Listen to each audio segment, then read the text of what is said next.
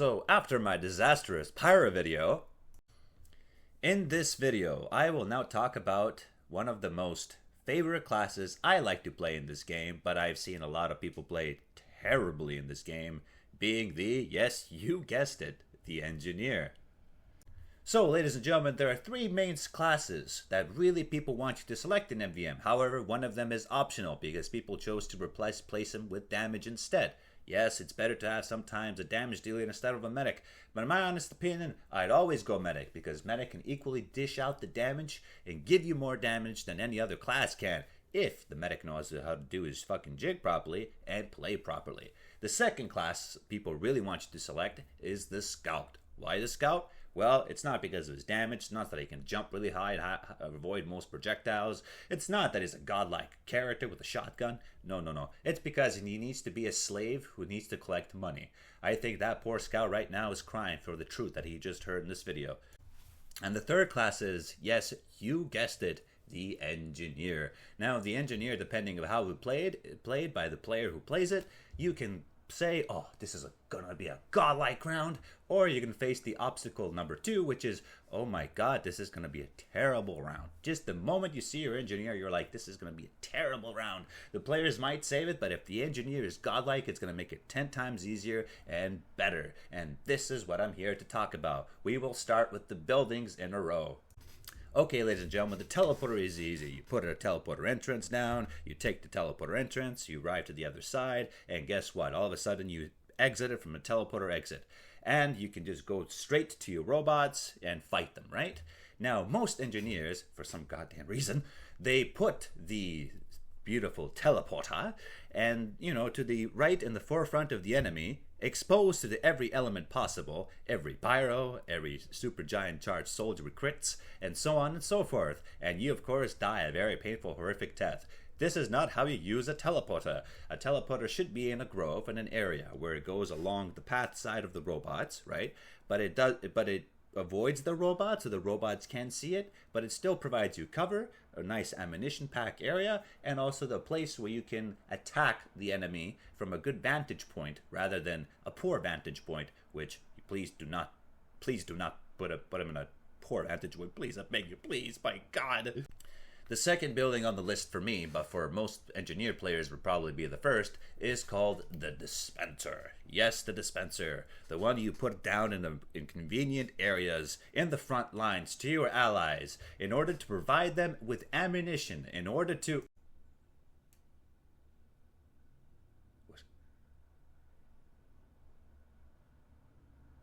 What are you doing? Look, I think you will know what I'm getting here with this. Most of the engineers, for some reason, place their dispenser in the most ridiculous places. Some engineers place them beside themselves in order to hug them for health and ammo and, metal. And other engineers just plain outright do not know how to use it because they're noobs and they're new players. And we forgive those players. We will not judge those players. This is not about what we're judging in this video. This is about, my God, how terribly the buildings are utilized sometimes. Even with professionals that have standards, they utilize them poorly, and they call themselves engineers. I am a very different engineer. I'm a kind of an all-purpose engineer, which brings us to the final and third building on our list. And the third building that's also not in the forefront to aid your allies, that should be in the forefront to aid your allies, that should always be there for you, beside you, with you, that you should hug, you should worship on an altar of greatness, that you should have a golden wrench for, but you're too poor to afford it and you can't, is called the sentry gun. Okay, that's not true for all engineers, but I'll explain why. So, ladies and gentlemen, if you do not have a Wrangler or a Rescue Ranger, please do not put your sentry in the forefront of the front lines against the enemy robots. This is not highly advisable, because the robots are going to bombard it just like the nuke that landed on Hiroshima and Nagasaki in Japan. Oh, I made a second joke that's probably going to get me hatred. And then some people are going to say I'm based again. And then I'm going to call out for more dislikes and arguments. Ah, fuck! Dark jokes aside, if you do not have a weapon called the brilliant, wonderful Rescue Ranger, I prefer that you do not put a sentry in the front lines. Now, the Rescue Ranger has many purposes, and I will explain how the weapon works. The Rescue Ranger hauls retrieves any building from any range in exchange for 100 metal. 100 metal is all that it takes is to retrieve your building from a very long range. This includes your teleport exit that you can easily place anywhere you want, especially if the enemy is pushing you back and you need to move the teleporter back in order to quickly help your allies, deploy your allies to the far forefronts in order to defend, or give them the next vantage point. The second thing is you can also haul your dispenser very, very much fast, avoiding most of the times for you to repair or fully made a... Why would you make a new dispenser when you can haul it for 100 metal away? And the third thing is this sentry gun. Yes, this sentry gun. With this sentry gun, this Rescue Ranger makes this weapon feel so good, so godlike, so wonderful, because the Rescue Ranger pulls the sentry back. You can hide behind any corner you want, any corner of the game, any wall, any little, barrier, and you can always retrieve the sentry gun by peeking out after the robot was blocked repeatedly by the enemy. So imagine the wave of robots is held back. The robot finally manages to hurt your sentry, make it have 20% health, and all of a sudden you rescue with the Rescue Ranger, place it behind a wall, fully repair it, and redeploy it back into battle and block the robot yet again, preventing him from moving forward. This buys time for your team, especially if your entire team is dead for some reason. That's a very good thing. Buying people time in MvM is very good as an engineer. And also blocking the robots is very good for you because the robots focus all their damage on your sentry, which means your team will not take as much damage. You are taking the damage for your team. In other words, the engineer has become a tank class, which is what I'm here to talk about. He has become a tank. A guy who in most MMORPGs, like World of Warcraft, you have a tank. A tank has to focus and accumulate the damage while a healer heals you. But in this one, the engineer is both the healer and he's both the, yes, you guessed it, damage dealer as well as tank. He's a hybrid class of all these three things combined with the sentry. And the Rescue Ranger makes that possible. However, there's another weapon that makes it possible, but we're getting to that. But I need to warn you, ladies and gentlemen, that when you rescue a building from far range with the Rescue Ranger, you have a marked for death effect. But remember this, once you get crit resistance, that marked of death effect really means shit to you. Because, well, you got a shit ton of crit resistance. Hauling building for you means nothing after that. Wrenches, right? Let's talk about the wrenches. Well, everybody has their own preference, I guess, but my preference is the old-fashioned jag. And to be honest, I hear a lot of people using this weapon, and as they rightfully should. The weapon is really fast with construction speed, its own attack speed, and basically it helps you construct buildings a lot faster when they are destroyed. I prefer this weapon over any other weapon, and that's really all I have to say about the wrench. I really prefer the jag over anything else, and I will always use it no matter what anybody tells me. And now let's get to the third weapon that you've been waiting for. You probably guessed that already, didn't you? I mean, it's all over in the video. I know you have common sense, right? Yes, it's the Wrangler. In this, however, video, I'm using probably the Giger counter in some of them, and the Giger counter is just another fancier version of the Wrangler.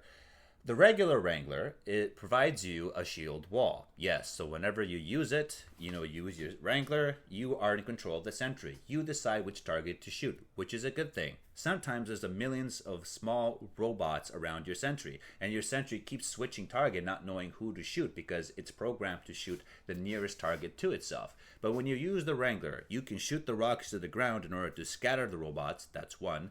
Second thing is you can choose to shoot which target you want.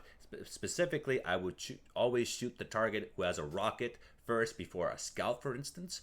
And, you can basically direct it towards the enemy robot. And all the robots focus their damage output on it that most of the times those robots forget about your allies and yourself. However, there are instances when the robots will actually focus on the engineer or the other classes if they are really close by to the sentry. So if the engineer steers away from his sentry, keeps the line of, keeps firing the robots with the Wrangler, guess what?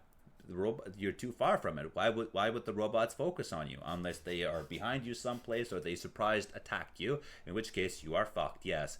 But if the sentry ever gets low on health and you block that giant robot for a long time, but your team time, guess what? You can summon the sentry back with the rescue ranger, put it behind the wall, repair it, and redeploy it immediately, blocking the robot once again in his path, annoying him. Your team praises you. Not to mention, because you have the rescue ranger, you can also move the dispenser back behind that wall where you moved your sentry, and yes, you guessed it, now you're providing them both with ammo, you're blocking the robots again, and taking damage for your class, and they love you for it. The all-purpose engineer serves as a finest example of that the engineer is one of those very unique classes who is a tank in a shooter game, which is quite rare to see like in a game like this. And I really like it. The only issue is that most people tell me is when they deploy the sentry, they use the Wrangler, and then they repair the sentry. Well, their sentry doesn't get repaired entirely or fully to the extent that they're whacking it because their Wrangler shield effect is on. I saw a lot of engineers do this, and I'm just shaking my head. I told them, yes, you pick up the sentry, you put it back down. It eliminates the shield effect. I actually tried training an engineer back in my day where I told them just pick up the sentry, put it down, eliminates the shield effect, repair it, redeploy the sentry again. And the engineer couldn't grasp this simple concept. But that's understandable. Engineer is not a class for everybody. However, if you play him like I described to you right now, you'd be surprised by the amount of damage you can deal, the enemies you can hold back, and so on. However, there's also some negatives to this, which I will now elaborate in the final clip as a bonus to this video. As I mentioned previously in Law of 3, all the players, usually in MvM, community and regular, often hope that there's a medic on their team. If not, he's optional. So the laws of 3 can be sometimes the laws of 2. And the laws of 2 are the scout and, of course, the engineer. However, there's also the laws of the engineer, which I will get to. The laws of the engineer is, for players who play boot camp and, community MvM, okay, you're a sentry.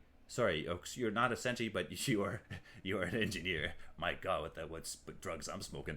You are an engineer, and you're going to put a sentry down. That's fine. You're going to put a teleporter down. I don't care where you put it. For those 2 buildings, they don't care. The dispenser, they sort of care where you put it, and they hope you put it in a good spot.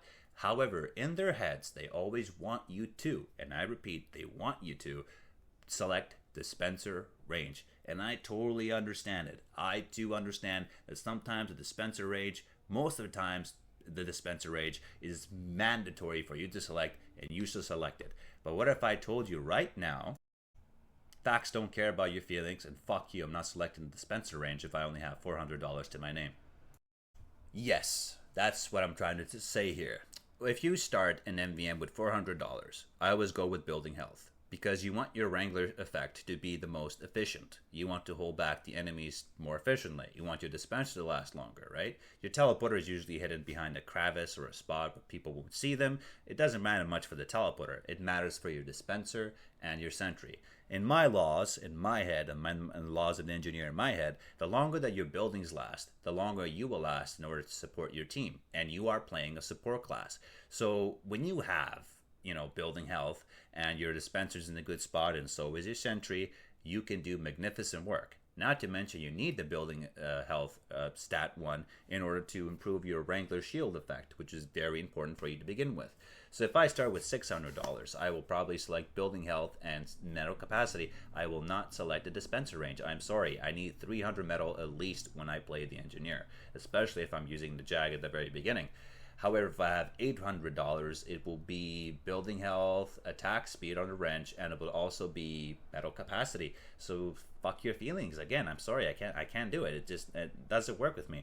If it's $1,000, then I might select another metal capacity, or I might add another 2 dispenser ranges to my build-up. However, that really, for me depends of how my team is. If my team is performing terribly, and I mean terribly, I will probably not bother with the dispenser range and maybe go metal capacity. However, there are times where even if the team is doing terribly, I will still select the dispenser range because in my head I'm like, okay, maybe this helps my team to push forward, right? Because they're noobish, but maybe if I provide them ammo, maybe that will lead to some, improv, right? And that's what I usually do, to be honest. I usually select the dispenser range after that moment, and so on and so forth. The more you level up your building health, you go with the metal capacity and attack speed or a wrench. Usually when I have my attack speed or a wrench maxed by times 2 and my metal capacity times 2, my building health maxed, only then do I select sentry firing speed and only level 1. Level 2 and 3 are broken. They don't work. Don't select them. If you didn't know that, go to TF2 wiki and look it up. Sentry speed firing 2 and 3 are broken, so there's no point of you wasting $700 on something that's completely broke. There's just no point. However, just so you know, if you play the Wrangler, yes, you select firing speed level 1. However, if you don't play the Wrangler, then there's a difference. You can actually select an additional firing speed, which you can actually Google on TF2 wiki if you really want to know. But since I really do not play this type of engineer, I only play tank engineer, I really cannot tell you, what the difference is, and this is not about what I'm going to elaborate on that in this video, but I'm giving you a heads up. So the people in MvM might hate you for not selecting the dispenser range at the beginning. That's number one. So that's one. Number two, I think, is the complete obvious. Most players in MvM, when they see you put the sentry in the forefront of the battlefield, they will tell you to move your sentry back. And even though you lasted longer and performed better than them, as soon as your sentry goes down, they're gonna start hating on you. They're gonna say, "You say you should have moved your sentry back." But brother, what do you mean? It lasted longer than you did in battle. If it was in the back, it wouldn't be used at all, utilized at all. What are you talking about? What the fuck? Third of all is, sometimes you will deal less damage, and I will explain to you why. Because your sentry is placed in the forefront of the battle, right?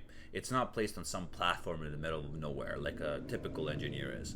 And your building will sustain most of the damage, take most of the damage, forcing you to retrieve it, repair it, redeploy it, block the robots again. And sometimes you will deal less damage than an actual engineer who's in the same game with you, who's just sitting on the platform with a sentry firing everywhere at every spot randomly.